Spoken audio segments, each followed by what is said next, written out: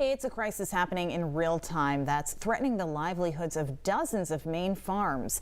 A toxic disaster centered on wastewater sludge tainted with industrial compounds known as PFAS, or forever chemicals. Good evening, everyone. I'm Amanda Hill. And I'm Pat Callahan. PFAS chemicals permeate our lives. They are called forever chemicals because water and solvents can't break them down. Because of that, they're used to make fast food wrappers grease resistant, make pots and pans non-stick. They're even used in cosmetics. They also make stain-proof fabrics and make firefighter turnout gear waterproof. So how did PFAS end up in farmland? About 40 years ago, the state arranged to have industrial and household waste that was turned into sludge at wastewater treatment plants trucked to farms across Maine, where the sludge was used as free fertilizer year after year for decades. What the farmers didn't know was that sludge contained high levels of PFAS, which leached into the soil and groundwater, poisoning hundreds of neighboring wells. Lawmakers are now scrambling to try to save farmers from financial ruin, as statewide testing is expected to reveal a much larger scale of contamination. But for a York County dairy farm, considered ground zero for the PFAS crisis, it's a never-ending nightmare. News Center Maine's Vivian Lee has more from Arundel. Fred Stone and his wife Laura met showing farm animals in high school. The couple took over this historic Stone Ridge farm in the mid-70s, supplying several thousand gallons of milk weekly for Oakhurst Dairy. But the operation hasn't produced any milk in more than 5 years. We thought we could rectify and salvage the operation. You know, our farm goes back well over 100 years. In November of 2016, high levels of so-called forever chemicals known as PFAS were discovered in his well, milk, and soil. 2.5 years later, Fred spoke out publicly for the first time, telling us how he was forced to pull thousands of gallons of milk from the shelves. The majority of the farm's Holstein and Brown Swiss cows also had to be put down. Despite buying clean cows and paying for testing and filtration systems, Stone Ridge Farm hasn't recovered from the financial and emotional blow. Spending hundreds and hundreds of thousands of dollars, my Linda would be more than happy to tell you that, to no avail. PFAS chemicals were in municipal wastewater sludge, including industrial waste from paper mills.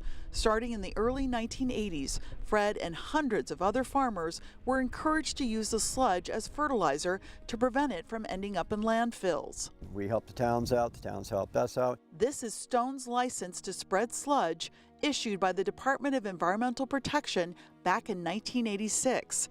It states the leftover waste won't pollute water or cause a health hazard. This material is safe to use on your farm as a soil amendment. PFAS doesn't break down in the environment and the human body. Fred and his family, meanwhile, have high levels of the chemicals in their blood.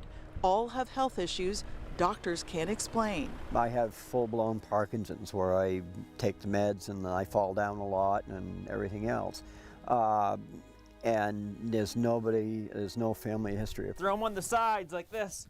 130 miles away in rural Waldo County, Scott McCormick recalls watching the demise of Fred's farm on our newscasts. There's no way that's going to be up here in Jackson, Maine on a dead-end road. 10 years ago, Scott bought 100 acres with dreams of raising hay, produce, and livestock for his family and customers. He also discovered his fields had been treated with sludge for more than a decade. At that time, Scott wasn't worried because of the same promises DEP listed on the farm's sludge permit. I thought it was safe.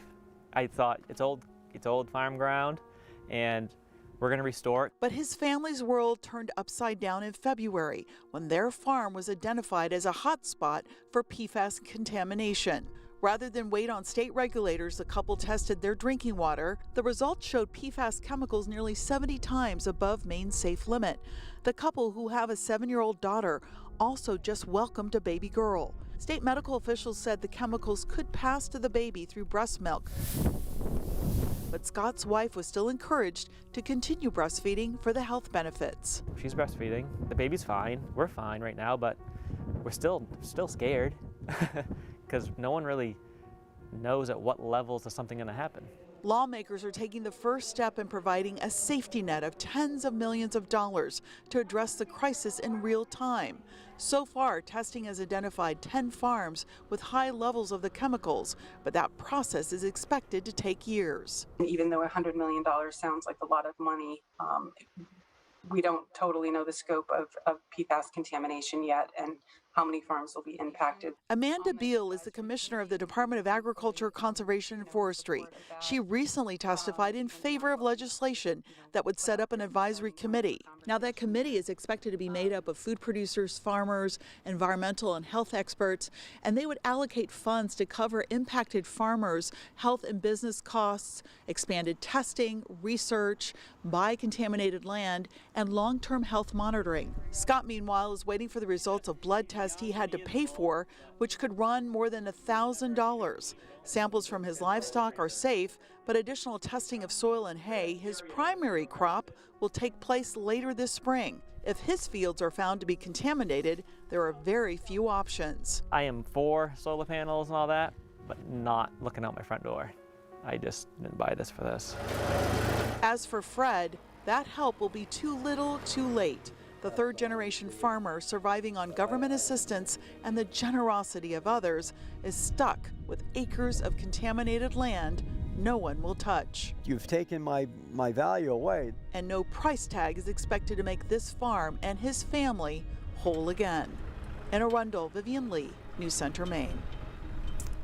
Governor Janet Mills has proposed $60 million in aid to farmers. The final figure will be released when the supplemental budget is approved within the next couple of weeks. The state is also working on a short-term income replacement program for farmers with contaminated land, and farm advocacy groups are raising relief funds as well.